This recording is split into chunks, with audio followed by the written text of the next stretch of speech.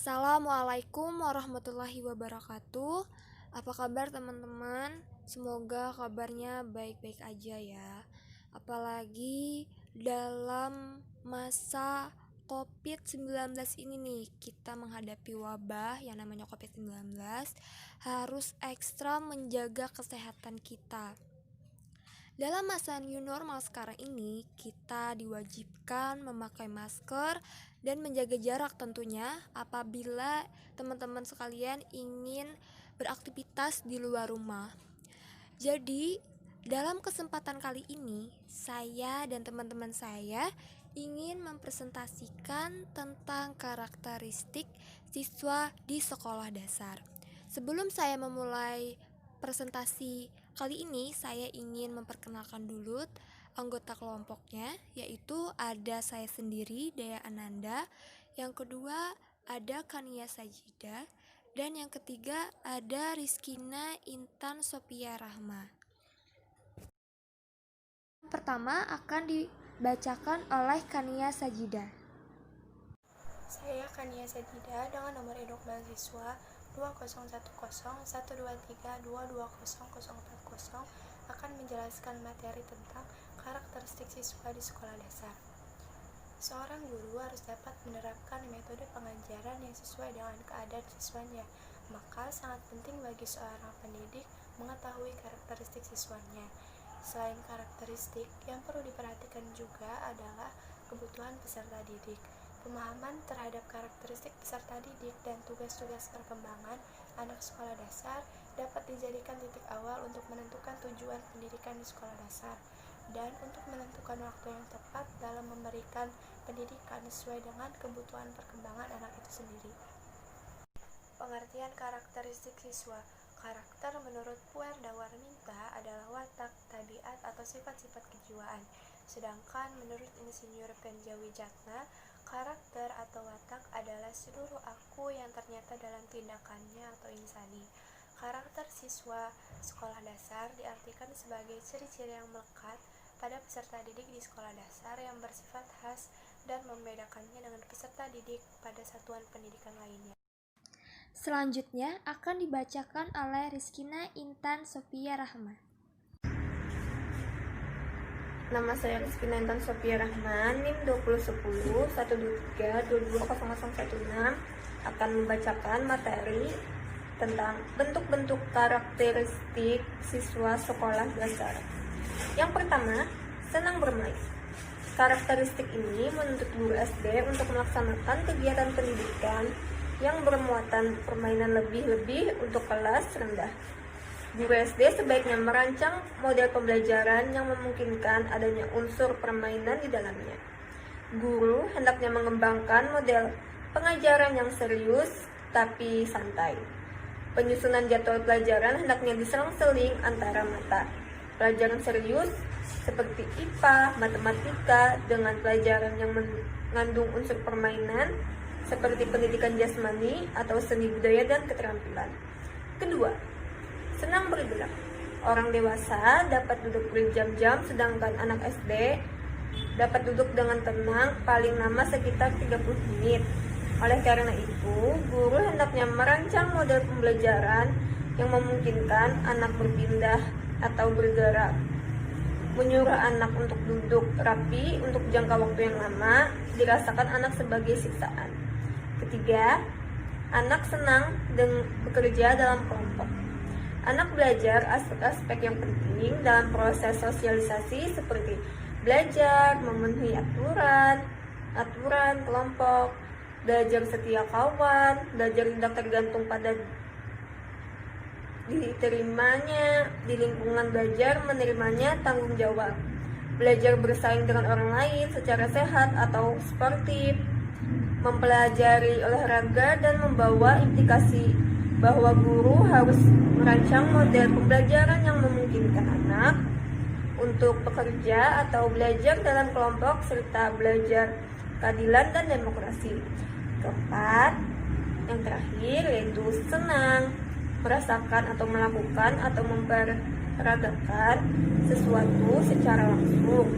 Ditinjau dari teori perkembangan kognitif anak SD, memasuki tahap operasional konkret. Dari apa yang dipelajari di sekolah, ia belajar menghubungkan konsep-konsep baru dengan konsep-konsep lama. Berdasarkan pengalaman ini, siswa membentuk konsep-konsep tentang angka, ruang, waktu, fungsi-fungsi badan, jenis kelamin, moral, dan sebagainya. Bagi anak SD, penjelasan guru tentang materi pelajaran akan lebih dipahami jika anak melaksanakan sendiri. Sama halnya dengan memberi contoh bagi orang yang dewasa. Selanjutnya akan dibacakan oleh saya sendiri, Daya Ananda, dengan NIM 2010112332001. Selanjutnya saya akan membacakan aspek-aspek karakteristik siswa sekolah dasar. Yang pertama ada aspek fisik motorik. Perkembangan fisik peserta didik usia sekolah dasar dicirikan dengan beragam varian dalam pola pertumbuhannya.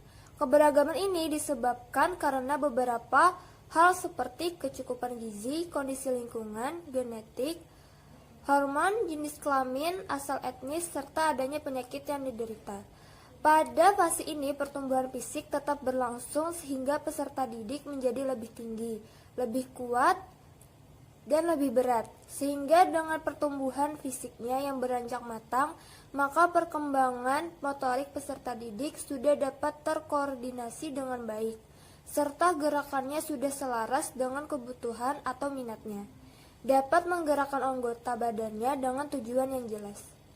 Yang kedua ada aspek kognitif. Pada usia sekolah dasar, peserta didik sudah dapat mereaksi rangsangan intelektual atau melaksanakan tugas-tugas belajar yang menuntut kemampuan intelektual atau kemampuan kognitif seperti membaca, menulis, dan menghitung atau kalistung. Sebelum masa ini, yaitu masa prasekolah, yaitu usia taman kanak-kanak, daya pikir anak masih bersifat imajinatif, berangan-angan atau berkhayal. Sedangkan pada usia sekolah dasar, daya pikirnya sudah berkembang ke arah berpikir konkret dan rasional. Yang ketiga ada aspek sosial. Perkembangan sosial peserta didik usia SD ditandai dengan adanya perluasan hubungan di samping dengan para anggota keluarga, juga dengan teman sebaya atau per grup. Sehingga ruang gerak hubungan sosialnya telah bertambah luas. Pada usia SD, anak mulai memiliki kesanggupan menyesuaikan diri dari sikap berpusat kepada diri sendiri atau egosentris kepada sikap bekerja sama atau kooperatif atau mau memperhatikan kepentingan orang lain, yaitu sosiosentris. Anak mulai berminat terhadap kegiatan bersama teman sebaya dan bertambah kuat keinginan untuk diterima menjadi anggota paduan operasional penyelenggara bimbingan dan konseling. Sekolah dasar.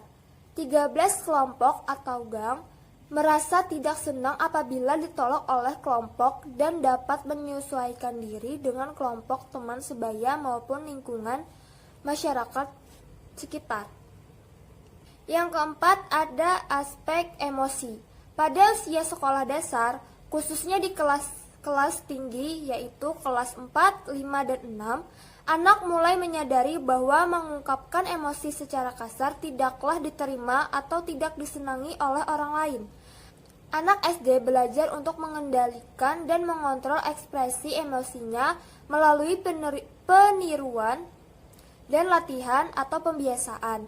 Dalam proses peniruan, kemampuan orang tua atau guru dalam mengendalikan emosinya sangatlah berpengaruh. Yang kelima ada aspek moral. Penalaran moral yang merupakan dasar dari perilaku etis, peran lingkungan, terutama lingkungan keluarga sangat dominan dalam pengembangan aspek moral. Pada mulanya, anak melakukan perbuatan bermoral dari meniru atau mengamati, kemudian menjadi perbuatan atas perkara sendiri, karena adanya kontrol dan pengawasan dari luar. Namun kemudian berkembang karena kontrol dari dalam dirinya. Yang keenam, ada aspek religius. Kepercayaan anak kepada Tuhan pada usia ini bukanlah keyakinan hasil pemikiran, akan tetapi merupakan sikap emosi yang berhubungan erat dengan kebutuhan jiwa akan kasih sayang dan perlindungan. Oleh karena itu, di dalam mengenalkan Tuhan kepada anak sebaiknya ditonjolkan sifat-sifat pengasih dan penyayang sampai kira-kira usia 10 tahun. Ingatan anak masih bersifat mekanis, sehingga kesadaran beragama hanya merupakan hasil sosial orang tua, guru, dan lingkungannya. Oleh karena itu, pengamatan ibadahnya masih bersifat peniruan, belum dilandasi kesadarannya. Pada usia 10 tahun ke atas, semakin bertambah kesadaran anak akan fungsi agama baginya, yaitu berfungsi moral dan sosial. Anak mulai dapat menerima bahwa nilai-nilai agama lebih tinggi dari nilai pribadi atau nilai-nilai keluarga. Anak mulai mengerti bahwa agama bukan kepercayaan pribadi atau keluarga, tetapi kepercayaan masyarakat. Kepercayaan anak kepada Tuhan pada usia ini bukanlah keyakinan hasil pemikiran, akan tetapi merupakan sikap emosi yang berhubungan erat dengan kebutuhan jiwa akan kasih sayang dan perlindungan. Oleh karena itu, dalam mengenalkan Tuhan kepada anak, sebaiknya ditonjolkan sifat-sifat pengasih dan penyayang sampai kira-kira usia 10 tahun. Kesimpulan dari presentasi ini yaitu seorang guru harus dapat menerapkan metode pengajaran yang sesuai dengan keadaan siswanya. Maka sangat penting bagi seorang pendidik mengetahui karakteristik siswanya.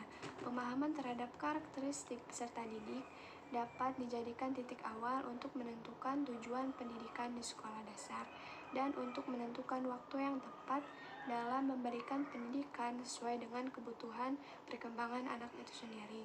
Secara ideal, dalam rangka pencapaian perkembangan diri siswa, sekolah dan guru seyogianya dapat menyediakan dan memenuhi berbagai kebutuhan siswanya dalam rangka pencapaian perkembangan diri siswa, seperti pemenuhan kebutuhan fisiologis, pemenuhan kebutuhan rasa aman, pemenuhan kebutuhan kasih sayang atau penerimaan, pemenuhan kebutuhan harga diri, pemenuhan kebutuhan aktualisasi diri.